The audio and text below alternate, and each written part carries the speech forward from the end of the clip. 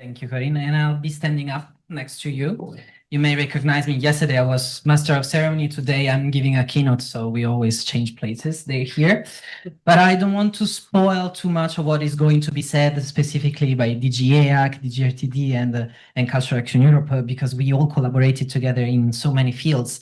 But this moment, we wanted to take this moment just to say that the things that are important for us in this big compass document that we are still studying in a way, and we will discover, but also for the multi-annual financial framework, which is the big European budget for the next 7 years.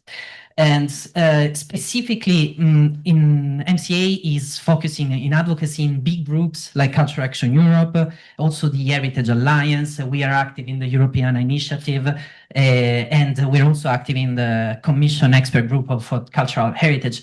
At the same time, we are representing a sector that is a digital, the sector and the nexus at digital, culture, and research. So what we try to do is to advocate for this sector. Specifically now we're developing a discussion with the Parliament, the European Parliament, and also we were active in the AI codes of practices developed by the European Commission.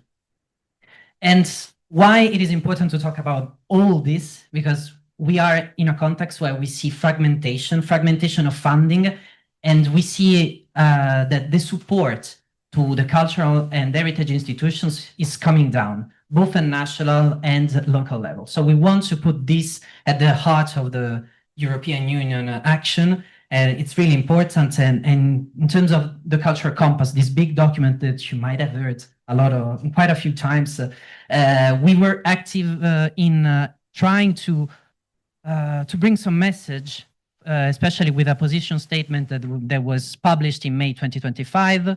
We also participated to the sector blueprint about which I think Lars is going to talk about. And the idea was really to look at the digital sector in general and meeting with the cultural sector. And it was a nice exercise for us to have a look in general to the needs.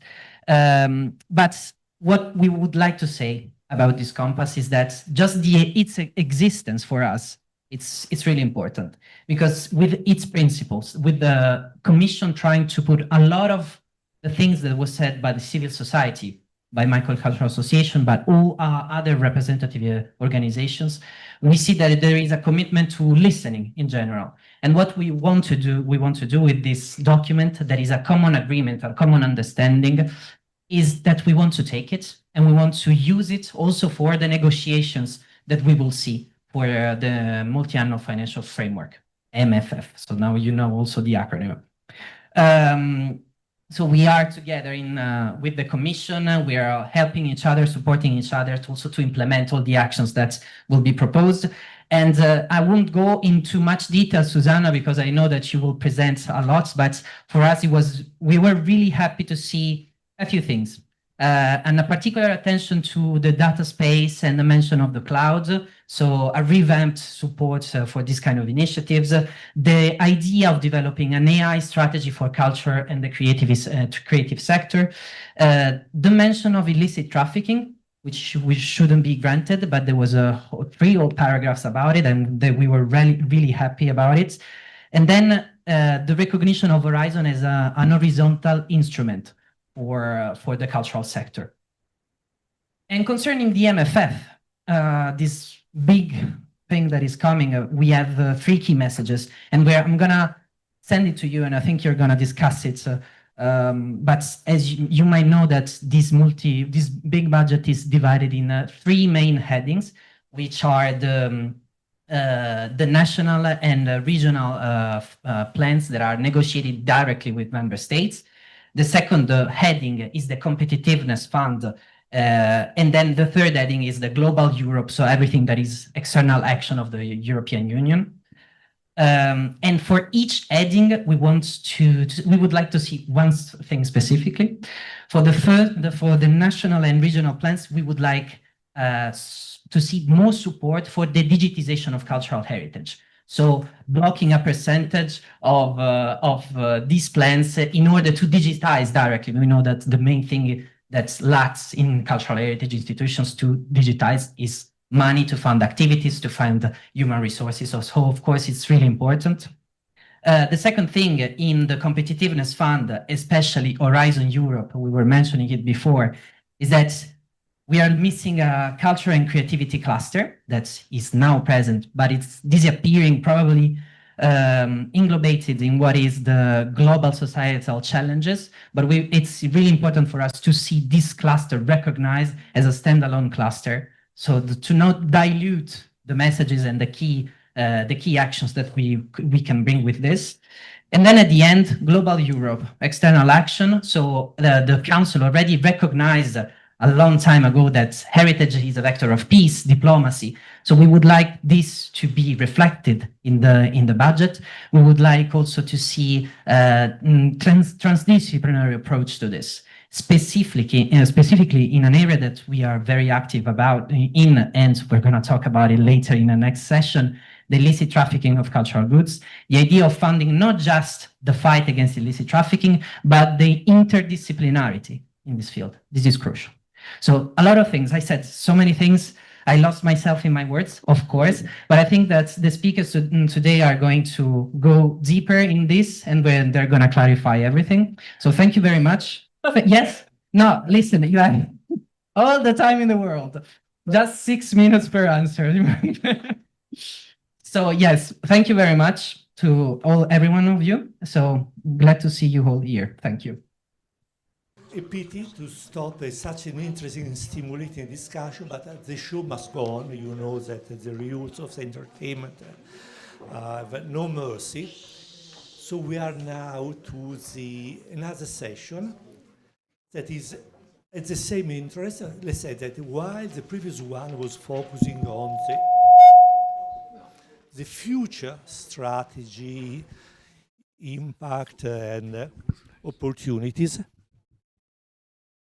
now, on the contrary, we are most looking at the conservation and preservation, let's say, because we are tackling an important role how technology, digitization can support the fight against illicit traffic and looting of cultural heritage.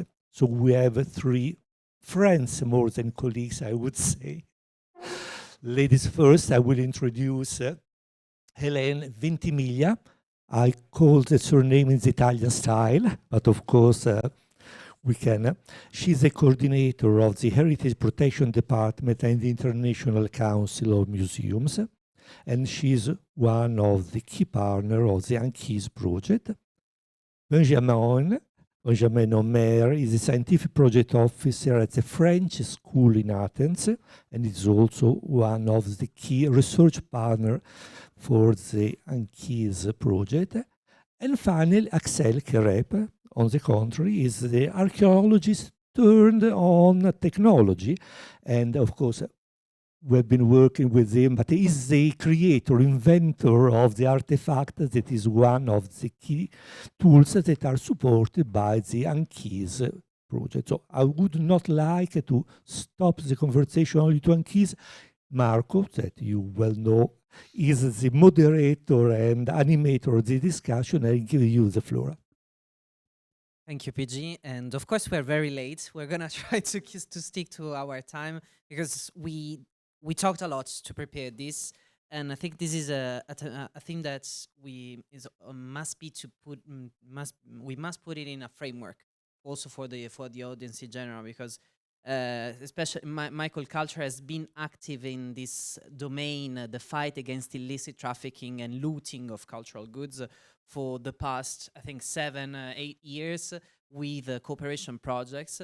The idea is really to put into service our network and our network made with researchers, technological developers, and the cultural heritage professionals, so that to find interdisciplinary solutions. And as you can see, the title is Digital for the Fight Against Illicit Trafficking, the ANCHISE project perspective, because right now we have this Horizon cooperation project that is ANCHISE that is going to end up in January. So we have a lot of lessons learned from this. And of course, we wanted to talk with our partners, But this is in the framework also of the actions of MCA in terms of the network project that we are leading, that we have been funded by the Commission to bring this network project. And inside this project, we are also developing actions with Tunisia and Peru to exchange practices on this matter. So of course, this was also part of previous conversation of which our esteemed partners were part of. So listen, let's directly go into what we want to talk about today. And I think that, Hélène, we're going to start with you. Because ANCHISE tools, I want to go to the practicalities. ANCHISE tools have been tested on the ground through demonstrations in museums, borders, and archaeological sites across several countries. So this Horizon project is developing a toolkit with 6 technological solutions for the fight against the trafficking. But I would like to hear more about this perspective that you have with museum and the value of testing a technological solution at such an early stage in research project like ANCHISE. Thank you, Marco, for your question. And indeed, at ICOM, we had the chance to be one of the consortium partners of the ANCHISE project. And we can find 2 kind of benefits for this early stage testing of technological tools. On one side, we have, of course, observed benefits for the project because we gathered feedback from the museum professionals who tested this kind of tools. So we can adapt the development of the tools to the needs of these professionals and hopefully have tools adapted to this field. So yes, this was one of the benefits. And on the other side, there is obviously a benefit for the museum professionals because it's an opportunity for them to discover this kind of technology and see how they can use it in their work, and especially in the fight against illicit trafficking of cultural heritage.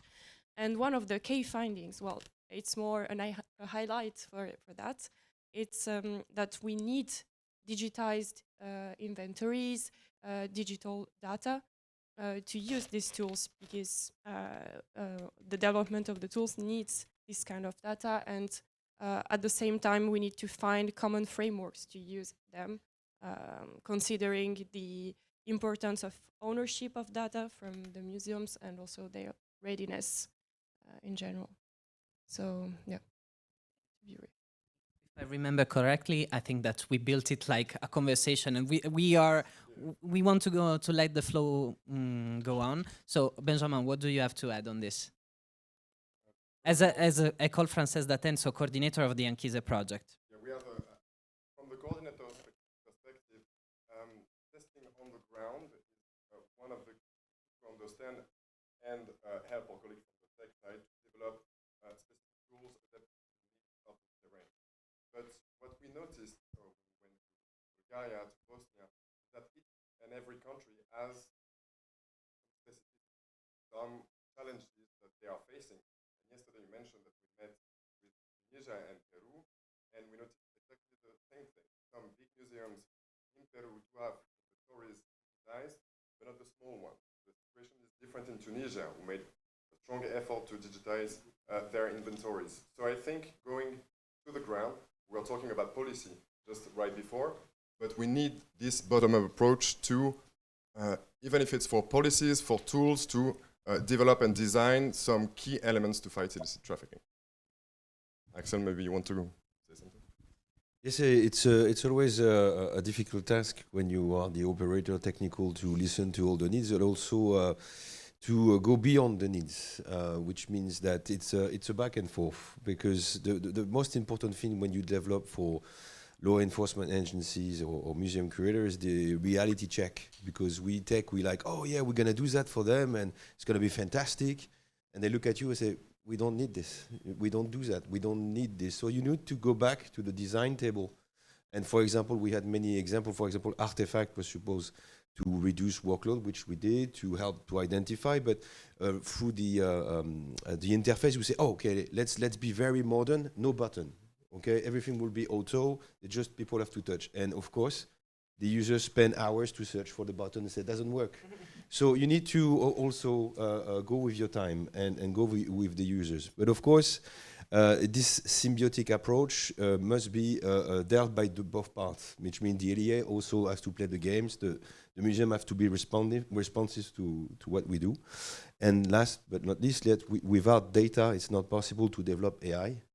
Okay, I would say in French, pas de data, pas de chocolat. But I don't know if I can translate that very nicely. Yeah, no data, there's no thing. So we are very dependent also on the structure of data that the museum gives us. Marco. And while you're talking, I think that it's really clear that we have a triangle in the digital area, because digital technologies help us in the fight against illicit trafficking.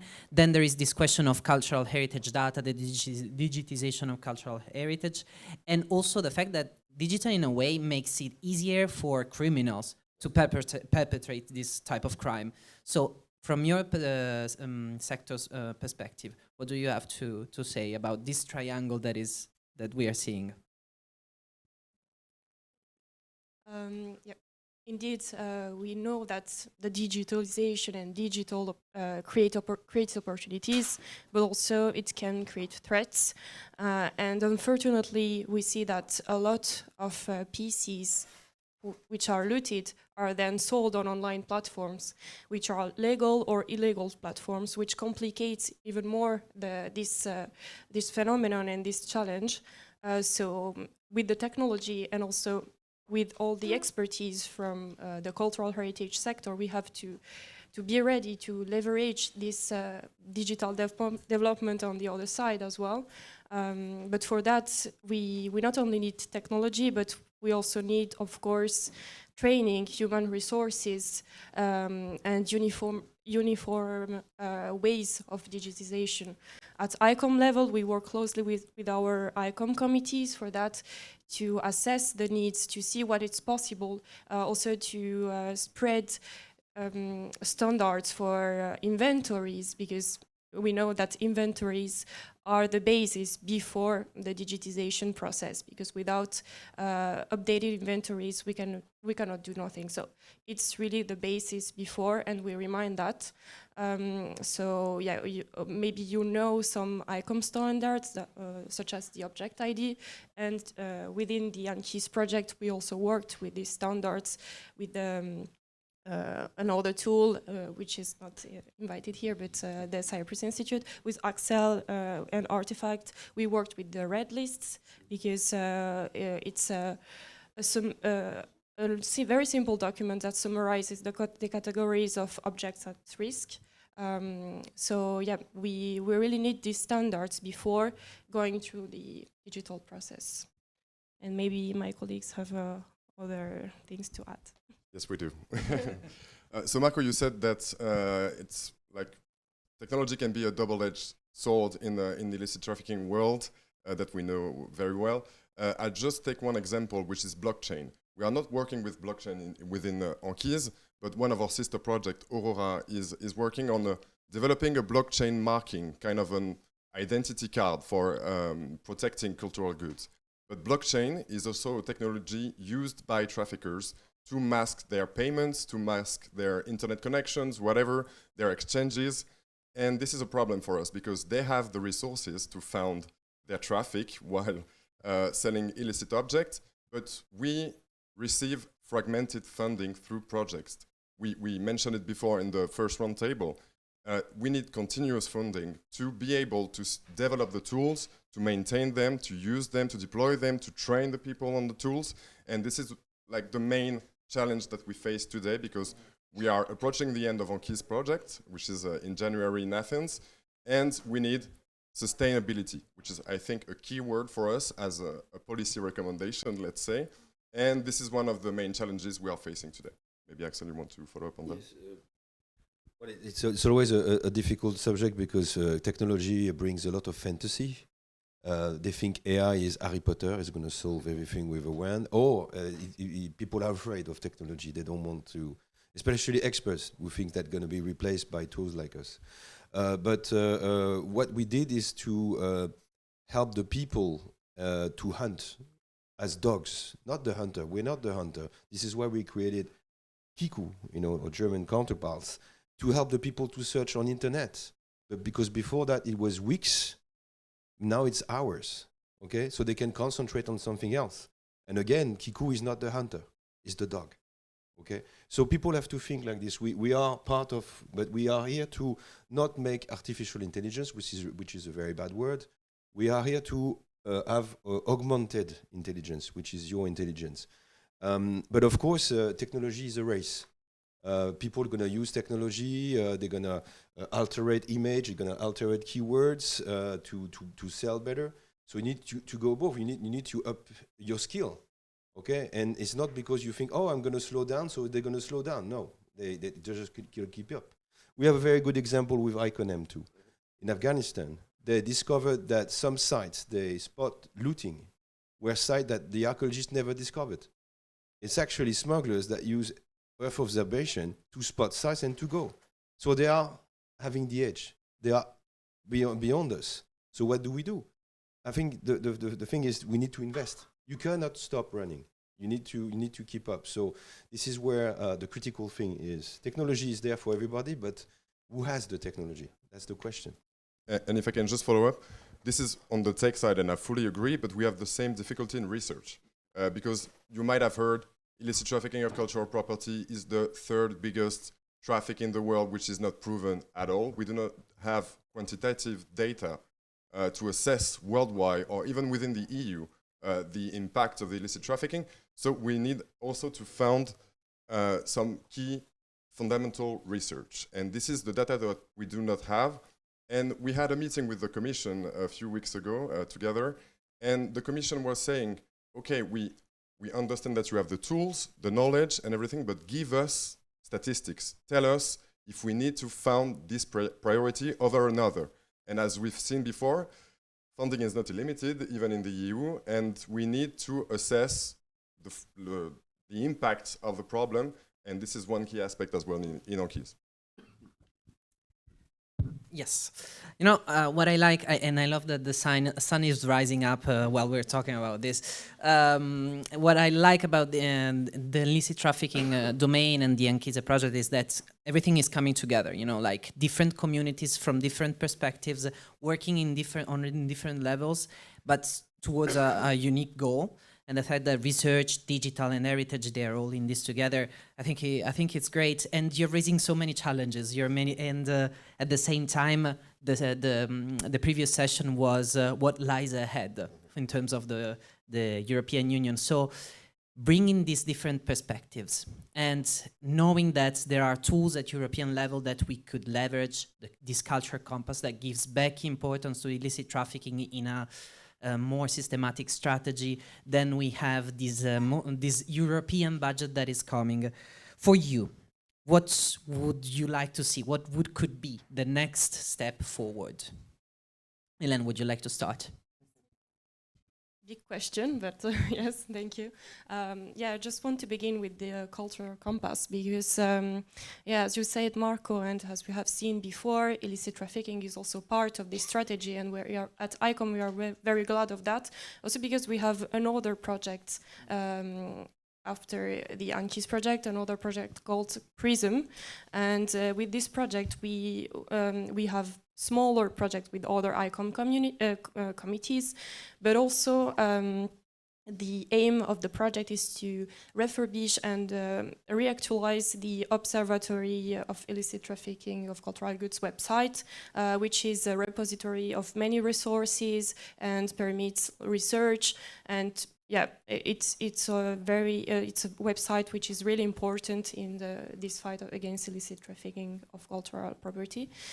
And well, with the ANCHISE project and our experience in general, it was a great opportunity for us because, of course, we already cooperate with other sectors, with the law enforcement agencies through the Red List, notably because we distribute them to these agencies.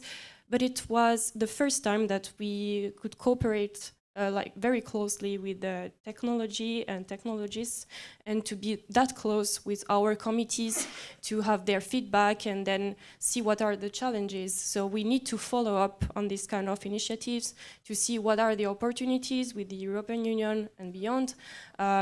We also work with other committees which are not European and who are here in the room, ICOM Peru and ICOM Tunisia, and yesterday we had a meeting together, and we can see that, of course, each country has its own specialties and its own challenges, but we can also see that there are common challenges, like, for example, the need for standardized inventories and in digitalization processes as well. So yeah, we need to go further in these discussions, and yeah, I think it's a big challenge for now. Axel, maybe your wish list. Well, it's one word, it's money. But sorry to be so blunt. But yes, people say, what would be the next step? And I would say, well, the next step would be able to get to the next step. That's the thing, because you have these magnificent tools, 6 tools, and you have the museums and LEA say, when can I get the tools? How much you got? And they're like, it's not for free. No, okay. And then they say, well, I have to fight human trafficking. I have to fight drug trafficking. And the museum say, well, I have to do my inventory. And then you see that you are not the priority. So you need some help from people. And second, I come from the European Commission this morning, we're discussing, support. We have calls after calls, and you know how calls are made. You need to choose your partners, and then you need to compete with the reviewer. That's a fight. Okay, it's good. I like competition. But you cannot rely on that when your vision is planned for the next decades, because this is a war, okay? And you need to plan your production as a war for the next decades, because the goods which are stolen today in Syria or Iraq, they will appear in 5 years on the market. So you need to prepare your tools right now. So, I mean, what I would love to have is at least, okay, you've proven yourself, you have report from the users which says, we love your tool, we want them. You have proof through the consortium. Okay, so we will help you, and we need at least a permanent structure that can do that for the tools, that can say, okay, I'll give you a budget. Because, okay, calls are good, but sometimes good tools will go out because they don't have the right partners, they don't know how to market themselves, and they have magnificent tools. So this is what I would advocate for, is stability in continuity. Voilà, so I've been talking a lot, so I give you back. No, but I will just wrap it up, I think, because I think that we are going in the right direction. Yes. So Axel mentioned sustainability, to have stability and everything. So we will have the final forum of the ANCHISE project in Athens in mid-January, and one of our key proposals that we already submitted to the Commission is to establish a competence center at the EU level, which is not another bureaucracy or another big institution that requires a lot of funding, but it will allow us to bring our tools home, give us a home, and then we can train people, we can keep the people who have the knowledge, because we make researchers do work on sociology, for example, to understand the motivations behind trafficking. But then there is no funding in our world, and they go to another topic. So we need sustainability, we need stability, and this proposal for European Competence Center will be put forward by the ANCHISE project, together with the 2 sister projects that we have in Cluster 2, which are Aurora and Enigma. And I think this will be at least a way forward for us to present our problematic to the Commission, and hopefully to have something more stable in a few years. Thank you, because it also connects with what we were saying at the beginning about the multi-annual financial framework, this global Europe headline that we have, where we could see the importance of this also in Horizon Europe, because we remind everyone that this ANCHISE project is funded under Horizon Europe.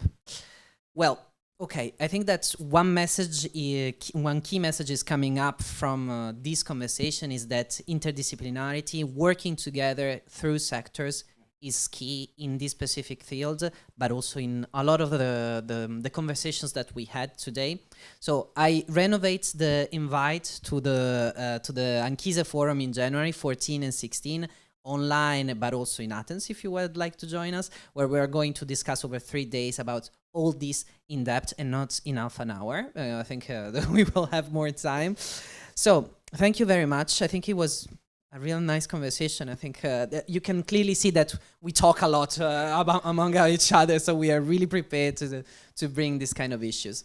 I give back the floor to Pier Giacomo, and I thank all the speakers that were with me today. Thank you very much.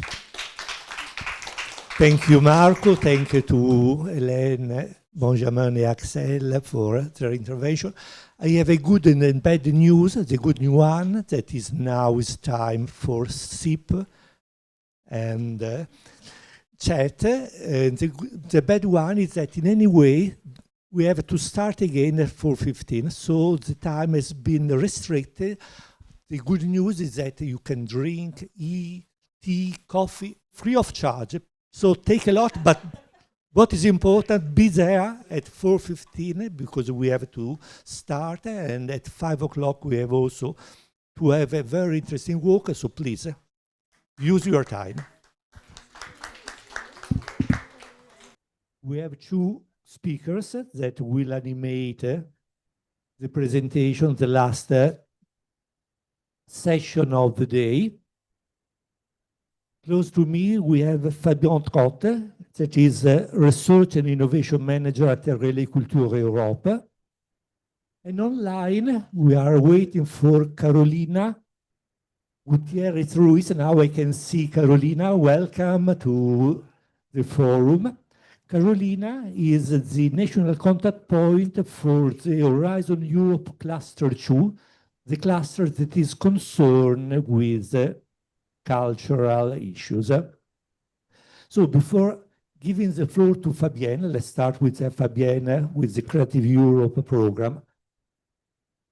When I have to present my job to friends, colleagues, I'm used to say, well, I'm managing a research and training project focusing on the cultural side. Then sometimes there are some colleagues that introduce me to a new one, and they said, he's very skilled in finding money. Do you think that it's true that money is much more important than cooperation in this domain? Cooperation is important. So, hello to everybody, and thanks for the invitation. First of all, if we can launch the diapositive, please. I will just quickly introduce Relais Culture Europe. So Relais Culture Europe is a Creative Europe desk in France. Our mission is a public service one. It is to support French cultural, creative, and news media professionals in developing their European projects. Next slide, please. Next one, still. Yes, next one. Thank you. So firstly, I would like to point out that in the European Union's multi-annual financial framework, culture is mainly supported by the Creative Europe program, which has a budget of 2.44 billion euros for the period 21-27. And in addition to Creative Europe programs such as Erasmus+, Horizon Europe, and SERVE, Citizenship, Rights and Value, may also support cultural and creative projects. For my part, I will talk about Creative Europe, Erasmus+, and SERVE, while Carolina will discuss Horizon Europe. Next slide, please. Next.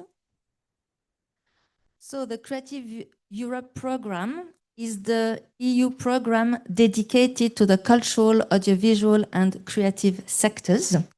Its aims are to promote European cultural and linguistic diversity, encourage the transnational creation and circulation of European cultural and creative works and artists, strengthen the capacity of European cultural and creative sectors to nurture talent, innovate, thrive, and generate jobs and growth, and to use culture as a lever for social cohesion and intercultural dialogue, supporting resilience and inclusion.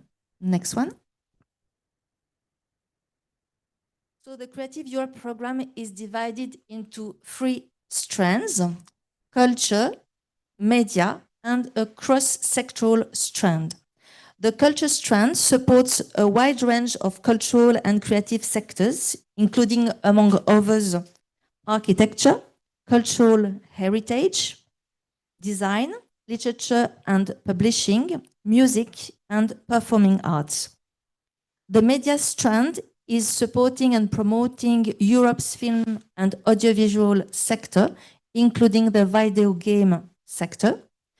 And the cross-sectoral strand is for initiatives promoting innovative actions and collaborations across the audiovisual and cultural sectors. Next one. Next one. Creative Europe. Sorry, next one still. Okay. So we have many opportunities funded under the culture strand. The main one and of interest today is the call European Cooperation Projects, the Ecole call. Through this funding, Creative Europe aims to improve access to European cultural and creative works and to promote innovation and creativity. Next slide. Thank you. In the next call, which will open around February, funding will be available for 2 types of projects: the small-scale cooperation projects and the medium-scale cooperation projects. As for the small-scale projects, these projects require a minimum of 3 partners from 3 different eligible countries. The maximum budget EU funding is 200,000 euros. The maximum co-financing is 80%, and the pre-financing is also 80%. As for the medium-scale projects, they require a minimum of 5 partners from 5 different eligible countries. The maximum amount funded is 1 million euros from the EU and a 70% co-financing from the EU. Both types of project have a maximum duration of 84 months, but usually for the small case, it is more 2 years, and for the medium scale, 3 years.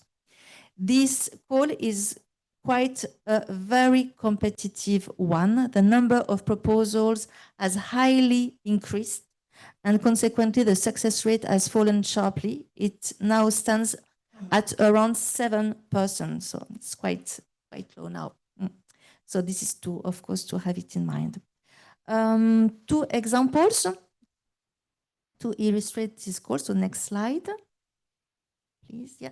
So the first one is the HYPE project, which is a small-scale project.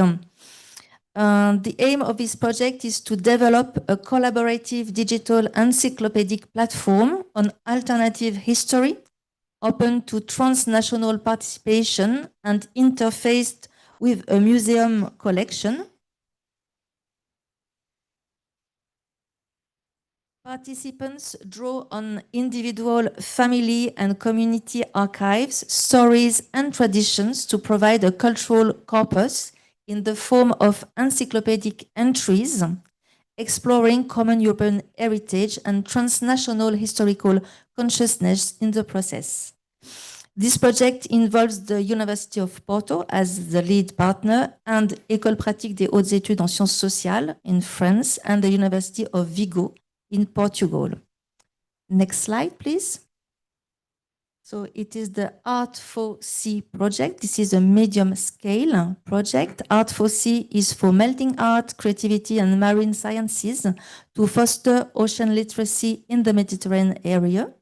This project aims to create a transnational and interdisciplinary cooperation program that involves artists, creative professionals, digital media experts, and marine scientists. Also, it aims to co-produce a combination of physical and digital artworks focused on raising the public awareness about ocean degradation and climate change. And finally, to motivate people to assume a more environmentally friendly behavior in their everyday life. It is led by the Spanish National Research Council, and it includes 5 partners from Italy, Malta, Greece, and Albania. Next slide, please. Next. So just to mention them quickly, in the media strand, there are 2 calls which may be of interest in the case of games using digitized heritage, for example, for cultural institutions, cultural tourism. Firstly, the call video games and immersive content development is to develop a game or interactive immersive experience project. Next slide, please. And secondly, the call innovative tools and business models encourages the development and or dissemination of innovative tools and economic models. Next slide. Next. Thank you. In the cross-cultural strand, the call innovative tools supports the development of innovative tools, models, and solutions applicable to the audiovisual sector and at least one cultural sector, from music, books, and museums. Next slide, please. So for the SERVE program, now coming to this program, so SERVE for Citizens, Equality, Rights and Values. This program is the EU's main instrument to support civil society, democracy, fundamental rights and equality. This program is structured into 4 strands: union values, equality, rights and gender equality, citizens' engagement and participation, and fourthly, the Daphne initiative, preventing and combating all forms of violence. One call of interest for you is the call strengthening the remembrance of the Holocaust, genocide, war crimes, and crimes against humanity to reinforce democracy in the EU. And one example of project funded under this call is the Echoes of Memory project. This is an ongoing project. It has started in May 25 and will finish in April 27 with a budget of 490,000 euros. This project aims to enhance Holocaust education as well as spread awareness through the utilization of innovative AI-driven technology within an interdisciplinary transnational partnership from Greece, Lithuania, Romania, North Macedonia, Serbia, and Poland. And the lead partner is from Greece. This is a Tech Hive Labs. Next slide. Coming to Erasmus Plus, the program dedicated to education, training, youth sport in Europe. This program places a strong focus on social inclusion, the green and digital transitions, and promotes young people's participation in democratic life. It supports both mobility and cooperation projects within 5 possible fields: school education, adult education, higher education, vocational education, and youth. A project funded under the cooperation partnerships in higher education is Game for Change, digital serious games for climate change education. This is a project which is aiming to empower academic staff in the use of serious games and gamification strategies in courses to combat climate change impacts, to engage and train higher education students in courses on environment and climate change with methodologies and technologies and tools familiar to their everyday life. And this is a project that is led by Instituto Politécnico de Lara in Portugal with 5 partners, including both higher education institutions as well as SMEs. And I have finished with my presentation. Thank you very much, Fabienne. But also for talking about Erasmus Plus and services that were outside your main area.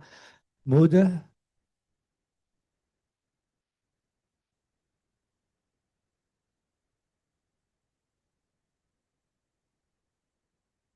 So there is a request about the number 7% that you shared. I think some people understood 7%. Could you please just re-explain the 7% context, please? This is the rate of success that is now of 7%, meaning the rate of success of the projects funded under Creative Europe. It's not very high, not at No, all. it has decreased a lot, yeah. Please think at some question, because if there are some minutes left at the end, we will receive some question. I give immediately the floor to Carolina, on the contrary, that would talk us about the cluster 2 of the Erasmus, of the Horizon Europe program. Carolina, the floor is yours. Thank you. Can you hear me? It's okay? Everything is okay, thank you. Okay, thanks to you. Good afternoon, and thank you for having me. My name is Carolina Gutiérrez Ruiz, and I'm the national contact point for Cluster 2 in France. Before we begin, a quick note. Given the time, and because our session today is brief, maybe we won't have enough time for live questions. Feel free to send them by email or post them in the chat, and I'll be happy to follow up afterward. Today, I'll give you a brief overview of Cluster 2, Culture, Creativity, and Inclusive Society within the Horizon Europe program.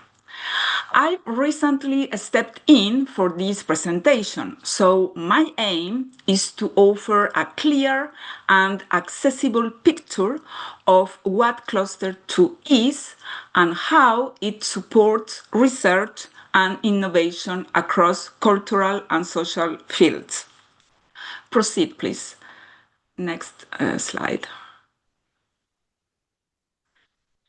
What is a cluster project? In Horizon Europe, a cluster is a way of grouping funding around broad societal challenges. Cluster 2 focuses on culture, creativity, and inclusive societies, particularly in the context of today's digital transformation and wider social change. Next, please. Cluster 2 projects aim to address contemporary social issues. They support both fundamental and applied research and encourage collaboration across universities, public and private organizations, as well as community and civil society stakeholders. These are usually collaborative projects involving around 8 to 12 partners from different countries, which helps bring diverse perspective and expertise together. Also, projects typically run for around 3 to 4 years, allowing enough time to explore ideas, test solutions, and create lasting impact. Another important point is that expected impact carries significant weight in the evaluation process. Roughly 1/3 of the overall score depends on a proposal's potential to deliver tangible benefits for society, which highlights the program's strong focus on real-world outcomes. Next, please. Now, in terms of funding, Cluster 2 projects usually receive around 3 5.5 million euros. The program covers 100% of eligible costs, along with a 25% flat rate contribution to help organizations manage indirect expenses, including administrative and operational needs. But for many teams, this support is more than just a budget line. It's a real opportunity to grow.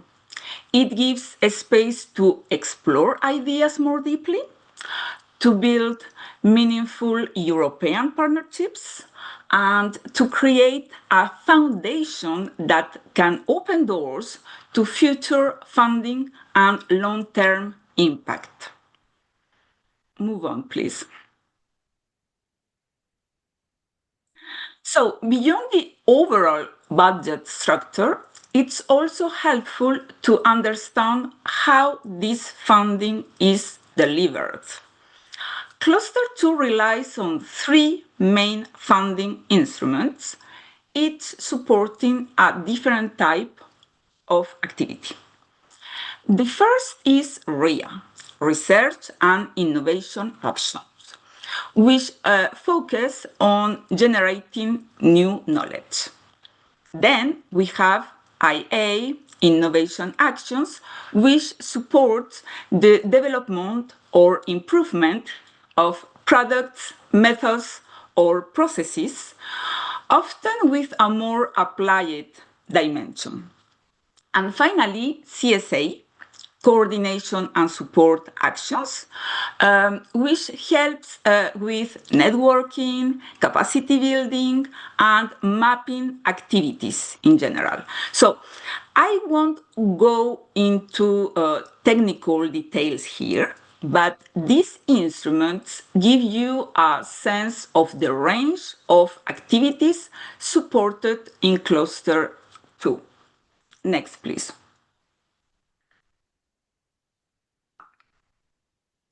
Yes, thank you.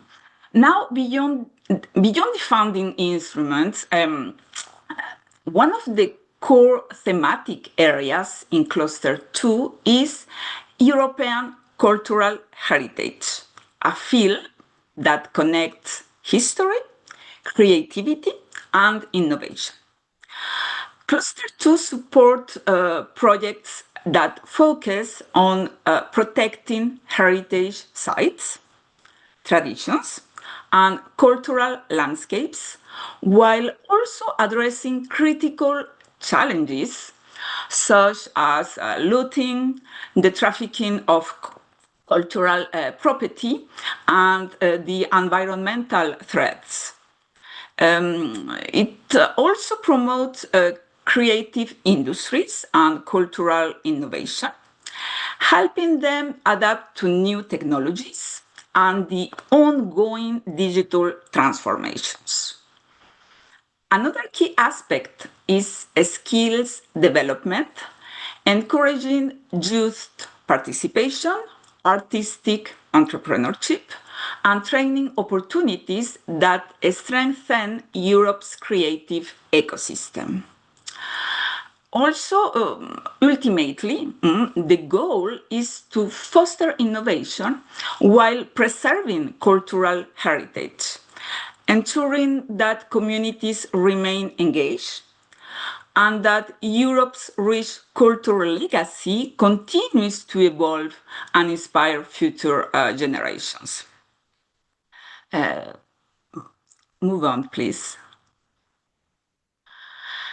Along these thematic areas, Cluster 2 also promotes several cross-cutting priorities that expand the research and relevance of its projects.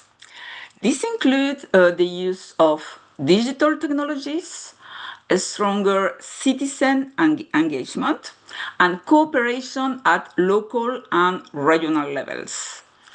There's also a strong emphasis on training and capacity building, as well as on the participation of SMEs and creative industries. Together, these elements help ensure that projects not only deliver research results, but also create a broader and more lasting societal impact across Europe. Next, please. Thank you. Here you can see the draft topics for the upcoming calls under this destination. Now, again, I won't go into details here, but these tables give you a quick overview of the themes, funding instruments, and indicative budget for each call.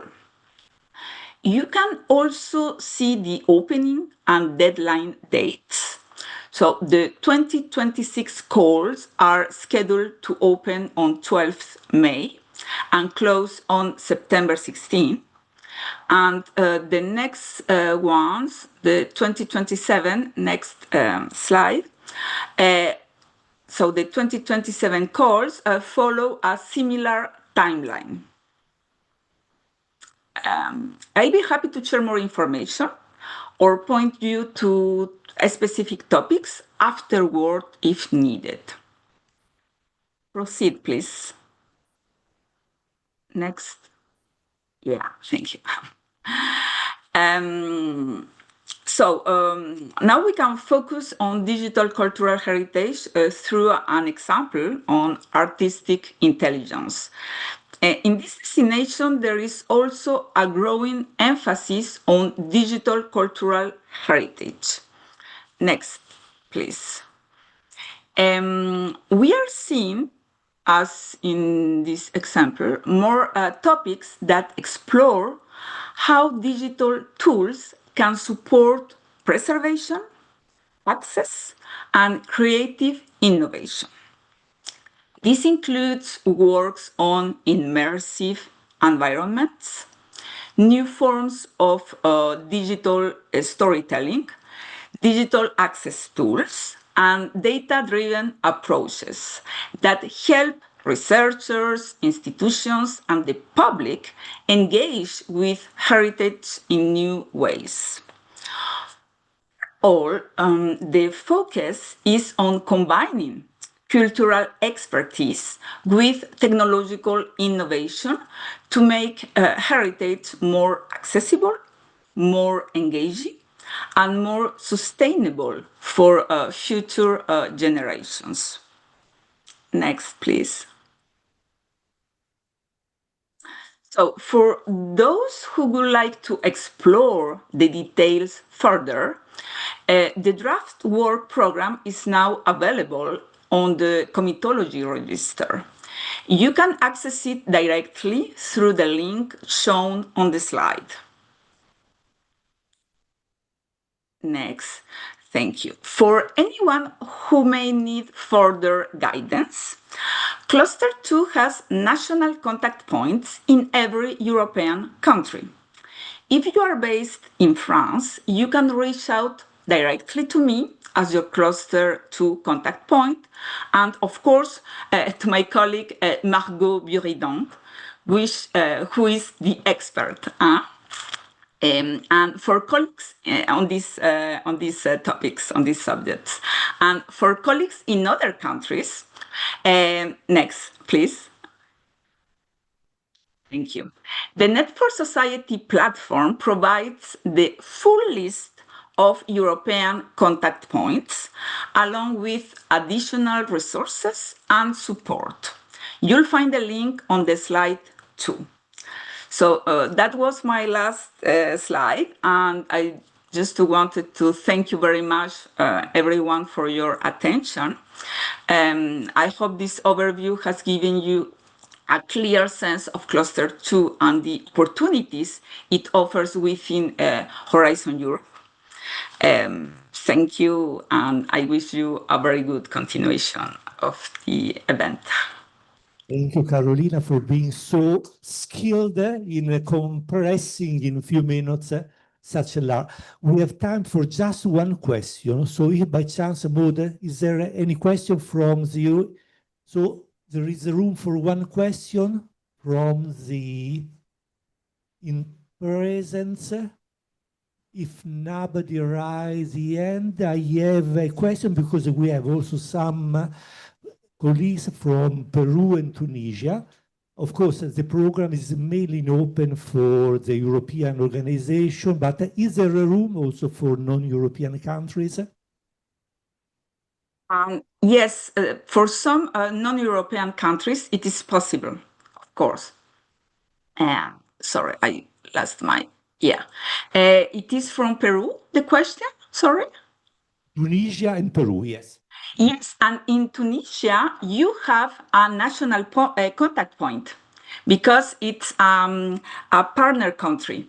So you can find it by this same platform, Net for Society.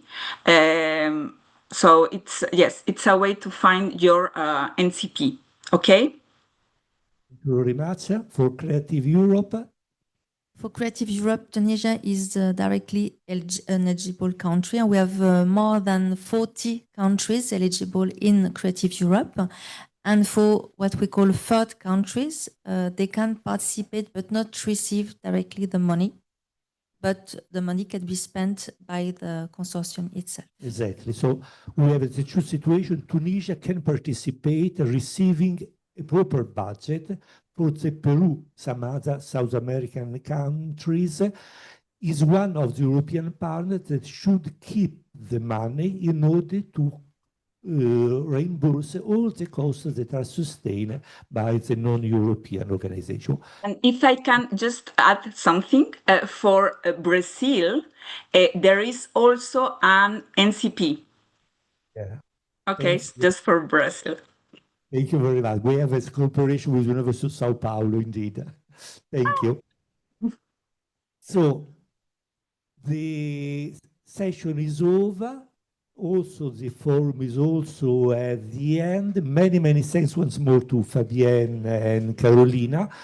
Of course, the best is at the end, and now I give the floor to Julia, that is our president, for summarizing the lesson learned in these 2 days. Julia, thank you very much.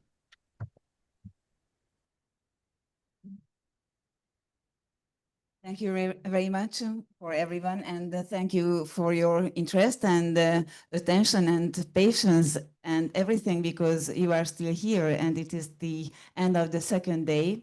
And I guess so we had a really rich and interesting 2 days in conversations, discussions. And today morning we had 2 workshops, quite specific, let's say it like this. And I could attend, of course, only just one of them. And for me, it was very, very useful. And I'm going to refer this topic as well during the wrap-up. And actually, it was about a kind of interactive workshop on cultural data sharing, led by Maria Teresa Natale, and the other about the debiasing digital collections, with quite a lot of attendance and participants, as much as I know. So it was a real success as well. And in parallel, in a little bit after that, so we had a kind of project fairs with different stands from different companies like ICOM, and there was a presentation, one of the virtual museum tools from the Muse IT project, and then we had a presentation from DEDAL, Rosa Lab, and from La Tempesta, the Cosmo. It was just so you presented only the Cosmo and not other ones, just this one, yeah. But it was really quite a lot. Yes, of course. It was very, very, very interesting, yes. And in addition, so we had one more demonstration tool by the Associazione Culturale Go by Maria Teresa Natale again. So we had this kind of session. We had this kind of sessions in the morning. So, and we had completely different topic in the afternoon, but for today I have also three highlighted notions, like I did yesterday, 2 notions highlighted, but I have different notions for today just to take away for everyone. And these were the ones which appeared in different contexts. So I know because I participated in the morning session, and yesterday, so things are in or other ways very strongly and deeply connected, let's say it like this. So the first notion is fragmentation. Okay, so the notion and word fragmentation so appeared not just in the context of fundings and not just in the context of policies and strategies like this afternoon at kind of course, European level, but so the fragmentations appeared and appears also in the data and content sharing. This is the other topic. It is really, how to say, very, very characteristic of this field. We could say it like that, no? And in the morning workshop, so we had a very nice model listing of publishing and opening data. And one of the basic level, let's say it like this, like the institutional level of publishing and opening data. So it is a kind of fragmented version of opening and publishing data. So the second notion was, it was really frequently heard. It was the structured dialogue and the requirement and need for more structured dialogue, not just between the different policy bodies and strategical bodies and entities, but it is appearing also okay, let's say like this, the digital tool development. So I had a conversation, right, probably Maria Teresa, or maybe with Thomas. So many of them could test the virtual museum glasses.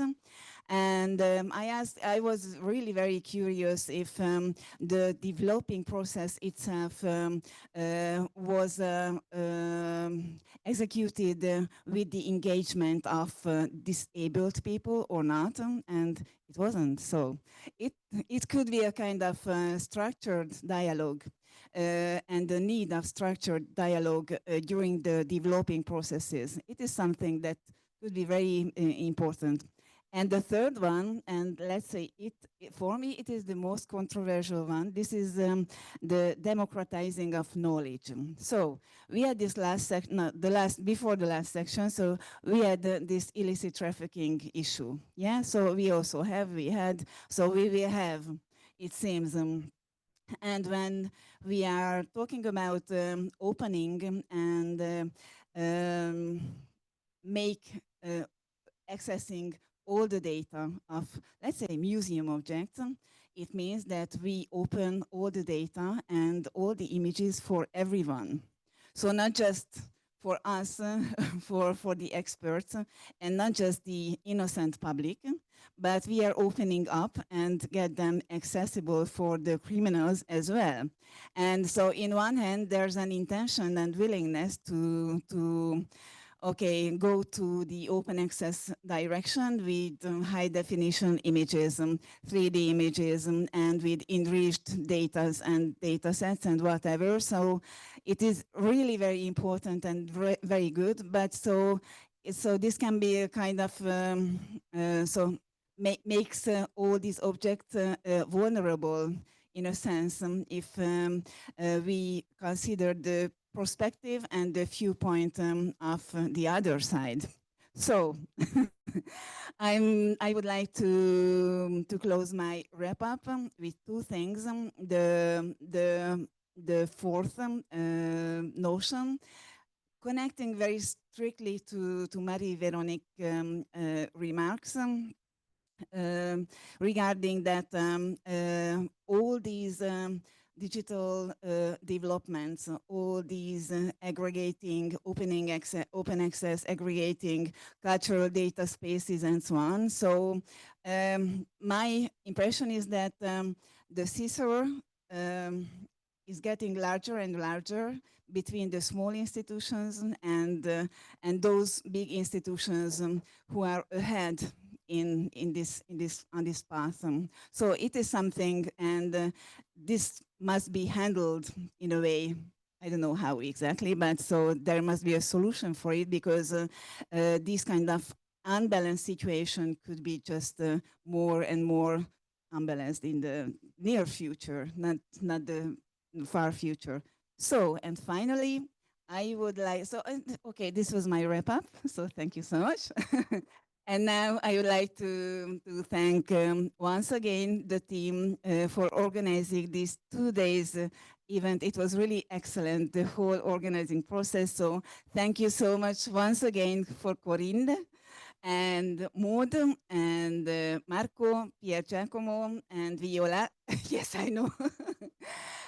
So for this event, and I hope that you really enjoyed it, and so we can have further future cooperations together.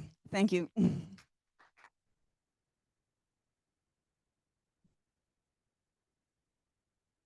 Thanks a lot, Julia.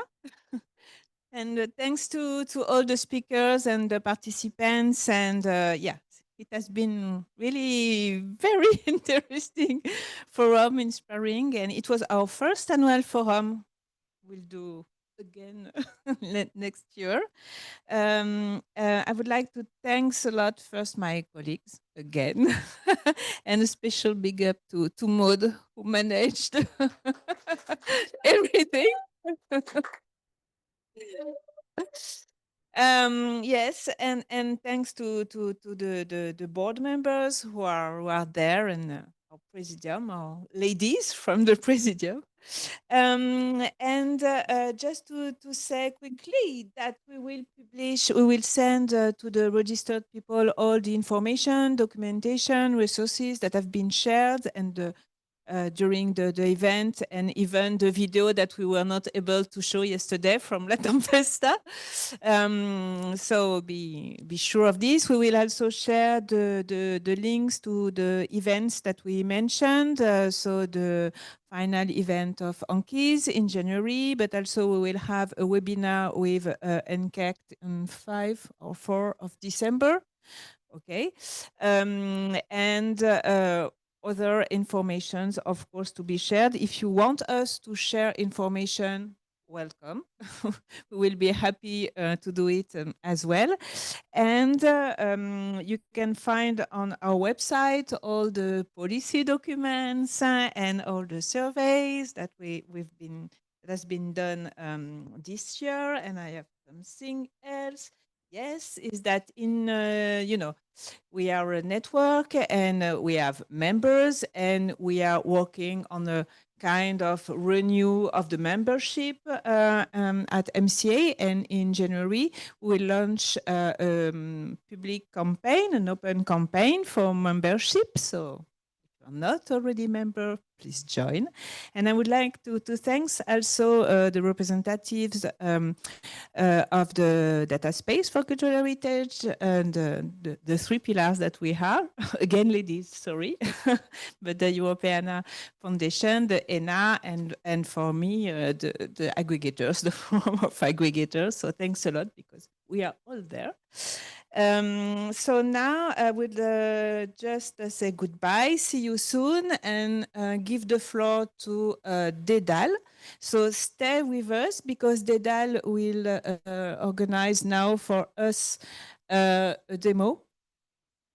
Yes, if only for the people in present. So for the people online, see you soon. Thanks for joining us. And now I give the floor. Thank you.